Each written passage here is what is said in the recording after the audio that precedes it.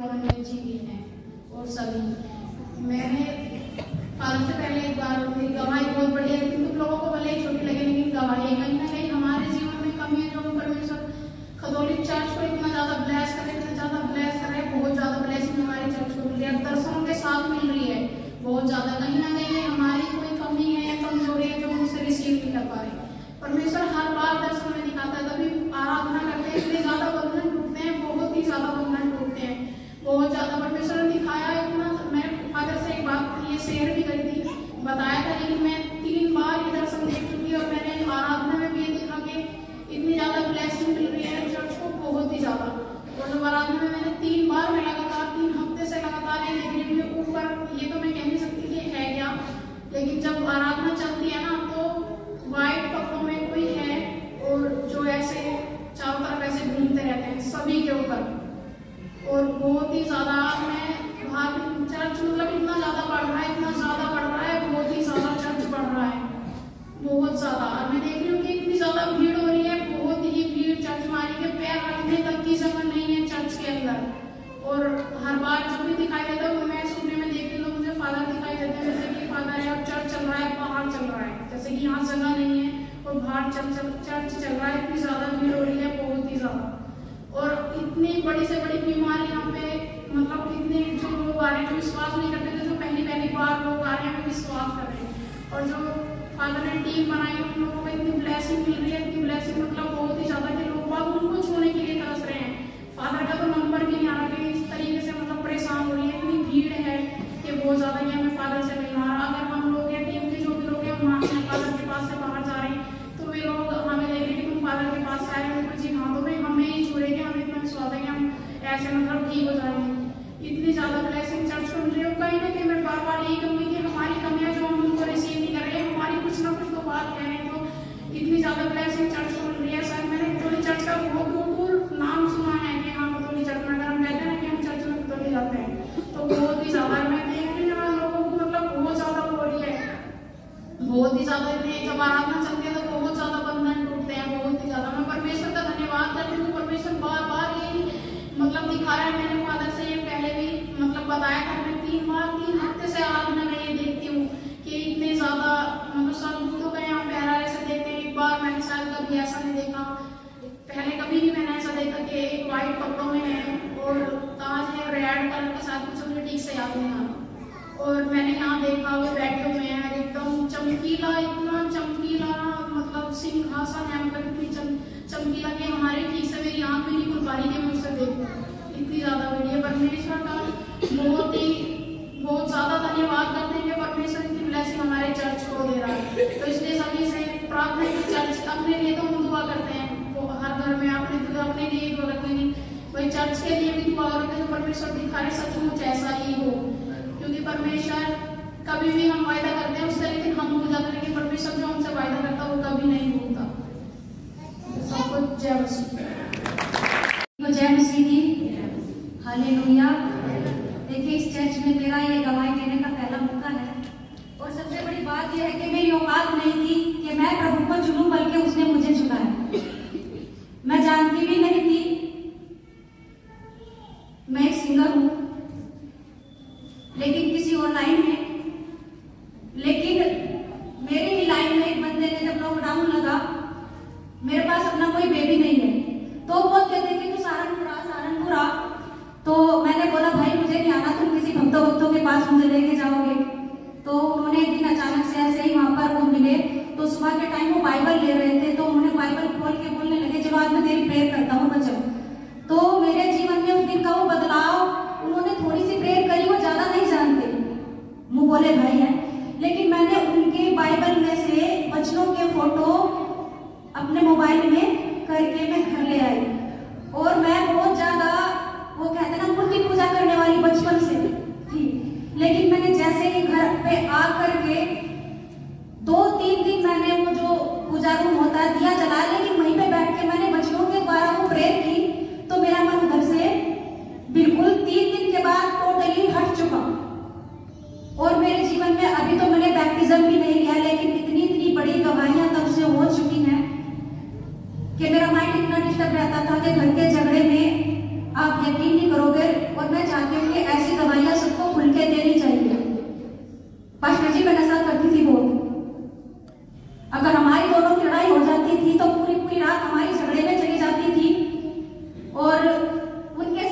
कभी कभी वैसा तो नशा होता ही था, लेकिन वो बोलते हैं ना वो तंबाकू वाला, वो तो इतना हो जाता था कि पूरी रात हमें लड़ना और बस सारा कमरा गंदा कर देना।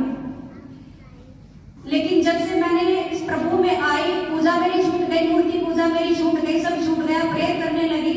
और प्रेयर करके उसके बाद फिर मैंने उपवास रखे ऐसे ही 7 दिन के, और मैंने कहा प्रभु मैं इसको चीज को छोड़ना चाहती हूँ, चाहे कुछ भी हो जाए, लेकिन मैं अकेली नहीं कर सकती, आपको मेरी मदद करनी होगी।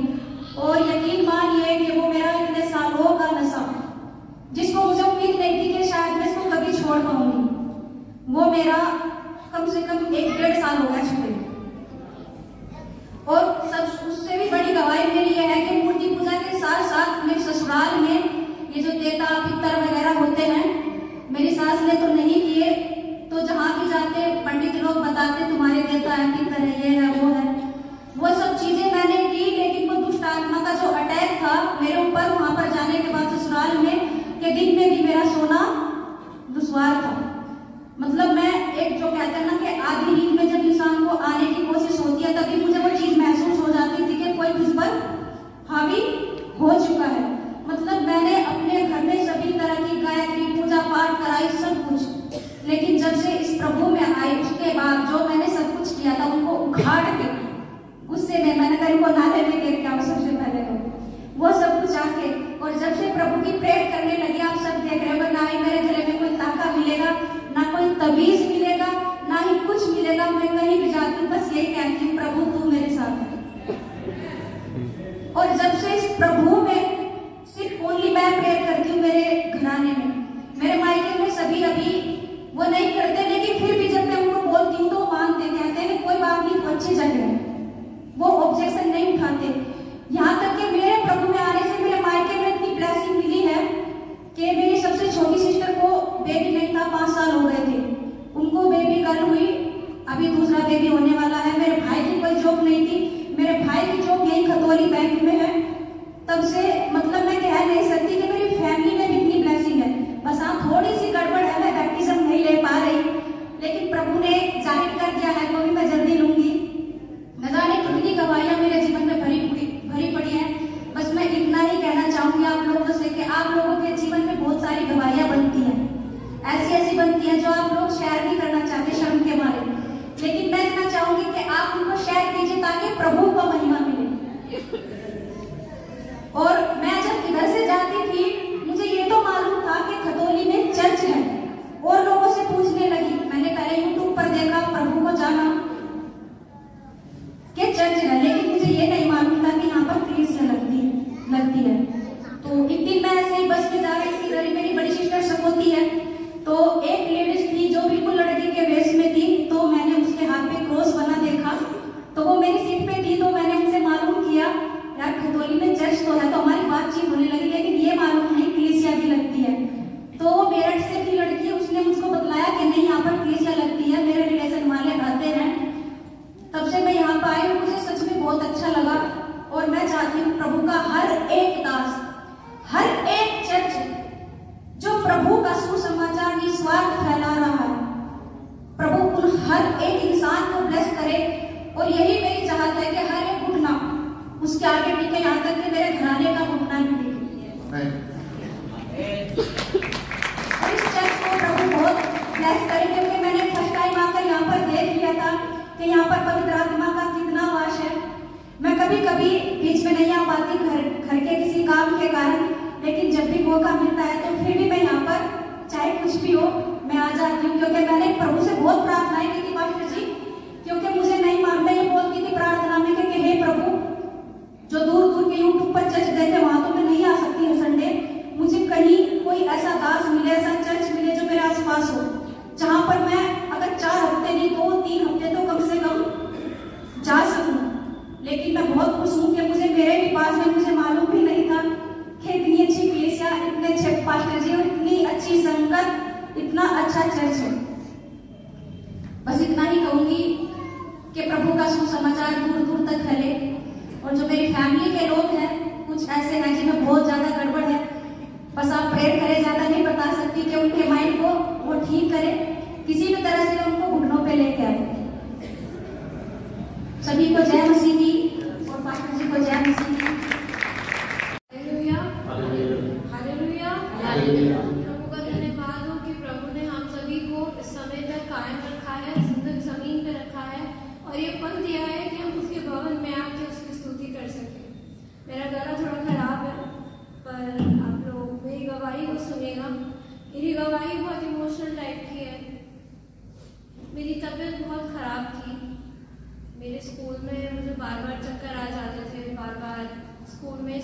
अटेंड नहीं कर पाती थी। मैं शादी में हुई थी, तो बाय बर्थ मैं खतौली की नहीं हूँ, तो मुझे खतौली अच्छा नहीं लगता, क्योंकि ना तो यहाँ पे कोई पार्क है, ना कोई घूमने की जगह, तो मुझे यहाँ का एनवायरनमेंट अच्छा नहीं लगता है। तो जब मैं शादी में गई, मुझे वहाँ की फैमिली गैदरिंग बहुत अच्छी लगी, और जब मैं वहाँ से वापस आई तो मुझे इतनी याद आने लगी वहाँ की, इतनी याद आने लगी कि मुझे स्कूल अटेंड नहीं किया जा रहा था, और इन केस मैं डिप्रेशन में चली गई। डिप्रेशन का दूसरा वजह ये है कि मैं अपने मार्क्स को लेकर ज़्यादा इशू करती हूँ। मेरे लिए सब कुछ मेरी लाइफ में मेरे मार्क्स मैटर करते थे, और शायद अभी भी थोड़े करते हैं। मैं उन बच्चों से बात करना पसंद नहीं करती थी जिनके मार्क्स कम आते हैं। मुझे बैक बेंचर्स से नफरत थी, मेरे फ्रेंड्स सिर्फ टॉपर्स थे। और अब प्रभु यीशु ने मुझे ऐसा बनाया है कि मुझे वो भेदभाव और उस चीज़ से मुझे बाहर निकालना है, और ये ऐसा पल दिया है कि मैं उसकी स्तुति कर सकूं। और मेरी बहुत सीवियर हालत थी, मुझे झटके आते थे, और एक घंटे तक मुझे होश नहीं आता था, और मेरी दिल की धड़कन मुझे मेरे दिमाग तक सुनाई देती थी। आप सोच सकते हैं कि किसी को कैसा लगता होगा कि किसी की दिल की धड़कन सुनाई दे रही है। उसके बाद एक दुष्ट आत्मा ने मुझे बहुत परेशान किया, उसने इतना परेशान किया, और मेरा विश्वास भी प्रभु में थोड़ा कमजोर था, इस वजह से मैं डरती थी उससे। और मेरे नाना एक पादरी हैं, तो मैंने अपने नाना से सारी बात शेयर करी। मेरे नाना ने बोला कि कमी तुम में है, कमी तुम में है कि वो तुम्हें परेशान कर रही है, कमी तुम में है कि वो तुम्हारे पास आई। इसलिए फिर मैंने दुआ करी, मैंने बाइबल पढ़ना स्टार्ट किया, बाइबल स्टडी स्टार्ट करी, गाना गाना स्टार्ट किया। फिर उसके बाद मुझे एक सपना आया कि बहुत रोशनी है, इतनी रोशनी है कि मैं कुछ देख भी नहीं पा रही, और सपने में वो प्रभु के दूत हैं, और वो मेरे लिए गाना गा रहे हैं कि मैं सो जाऊँ, क्योंकि मुझे नींद नहीं आ रही थी। वो गाना गा रहे थे, मैं सो रही थी। फिर उन्होंने मुझे रियलाइज़ करवाया कि बेटा ऐसा क्या किया तुमने जो तुम्हारे साथ ये सब हो रहा है। तो उन्होंने मुझे याद दिलाया कि तुम्हें बाइबल पढ़ना अच्छा नहीं लगता था, तुम्हें प्रभु के गीत गाने अच्छे नहीं लगते थे, तुम्हें हर चीज़ के लिए टाइम था पर तुम्हें परमेश्वर के लिए टाइम नहीं था। ये सारी बातें याद करके हाँ मैंने उनको बोला कि नहीं, मैं अब ये सब छोड़ूंगी और मैं बदलने की कोशिश करूँगी। और परमेश्वर ने मुझे इतना बदलाया कि मेरे दिन की शुरुआत अगर बाइबल से नहीं होती तो मुझे बहुत अधूरा सा लगता है। मैं प्रभु का धन्यवाद करती हूँ कि मुझे उसने अभी तक जीवित रखा है, सुरक्षित रखा है, क्योंकि मेरी हालत ऐसी थी कि मुझे लगता था कि मैं अपना नहीं जीऊँगी। और मेरा एक सपना है कार्डियोलॉजिस्ट बनने का, और मैं हमेशा वही कहती थी कि प्रभु मुझे नहीं मरना है अभी, क्योंकि मुझे कार्डियोलॉजिस्ट बनना है, लोगों की सेवा करनी है, और उस सपने को मुझे पूरा करना है। मैं प्रभु का धन्यवाद करती हूँ कि उसने अभी तक मुझे संभाल के रखा है, सुरक्षित रखा है और अपने पास बुलाया है। आप सभी को जय मसीह।